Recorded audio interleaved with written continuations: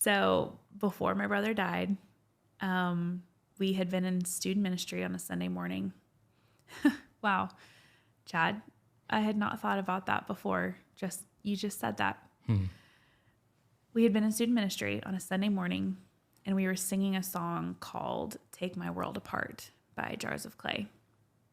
And I remember sitting in the service, and the student minister at the time, Chris, getting on the microphone and telling us, don't sing this song, don't sing these words if you don't really want him to take your world apart, because he will. And again, at the time, I was walking with the Lord. I was feeling his nearness and his presence, and I was never closer to him than I was before that. And so I confidently prayed, take my world apart. And I sang those words. And then just a few months later, he did just that. He took everything apart. And similarly, you just reminded me that he did it again in this other way by taking water polo off the table. He took that world apart too. All because he's kind and because he doesn't want me to live a life that is not glorifying to him, one that is not what he has called me to, one that is not walking in obedience to him, one that is not fulfilling the gifts that he has for me. Because water polo is something that I did, and it's something that I was gifted at. But it wasn't a spiritual gift to be good at water polo. And I was not using the gifts that he had given me in water polo. I had been treating it as if it was my purpose. And he was showing me, like, no, I have something bigger and better for you. I feel like every time that we come to one of these walls or trials, it is because he wants to use us for something bigger and better. And B, it gives us a testimony that we can then minister to others with.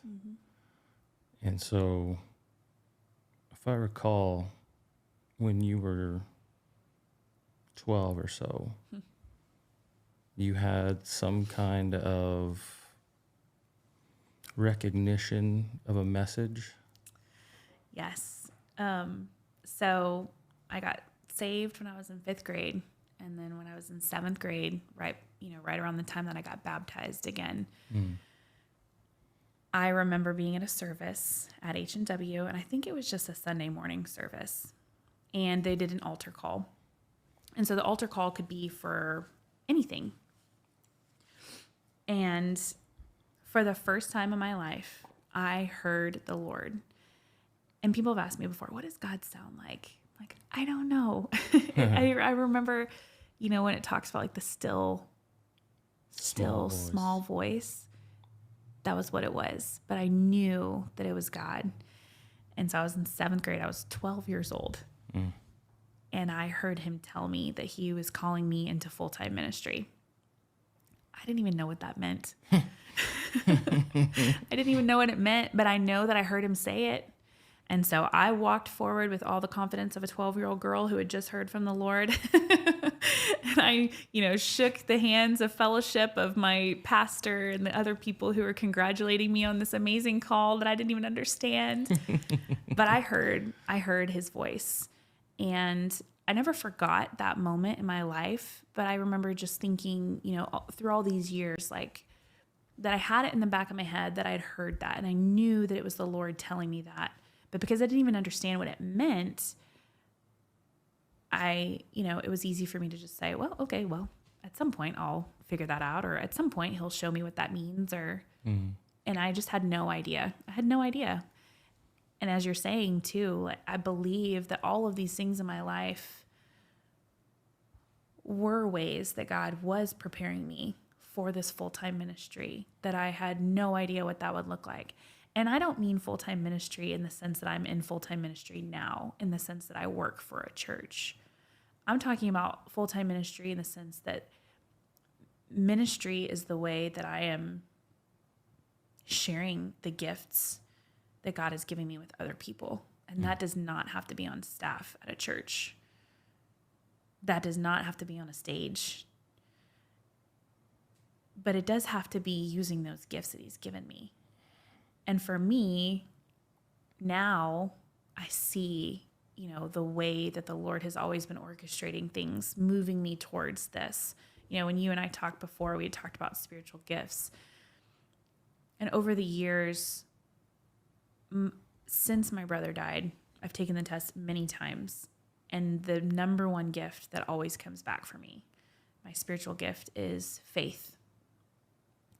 And I believe that that is a direct result of seeing the hand of God and his sovereignty in my life over many, many years. And so even with my brother, the way that the Lord orchestrated every single part of that story, the way that he was drawing me to himself beforehand, that is not by accident. That is his loving kindness towards me. That is his sovereignty. That is him knowing that I'm about to go through the worst thing that I could possibly imagine, and him showing me that I'm not going to leave you, that I always had you. And I don't know what I would have done had he not done that prior to my brother dying. I don't know what I would have done if that had happened and the Lord hadn't been drawing me to himself. And so I see the Lord's hand in my life over and over again. I see that I would not have gone to Indiana had my brother not died. I would not have met my husband, who I met in Indiana. I would not have these children that I have now. And all of that is the ways that I see his sovereignty, the way that we think that these are coincidences, but people of faith know that they're not. They know that it is a God who cares about details and a God who works in every single part of our lives for our good and for his glory. And so for me, as a result of my brother's death, faith is my number one spiritual gift, because Psalm 27:13, I am sure of this, that I will see the goodness of God in the land of the living. And that night that I told you about, that I felt the manifest presence of God. And as a result of that, afterwards too, I have seen the goodness of God in the land of the living. I have experienced the goodness of God in the land of the living. And that changes you.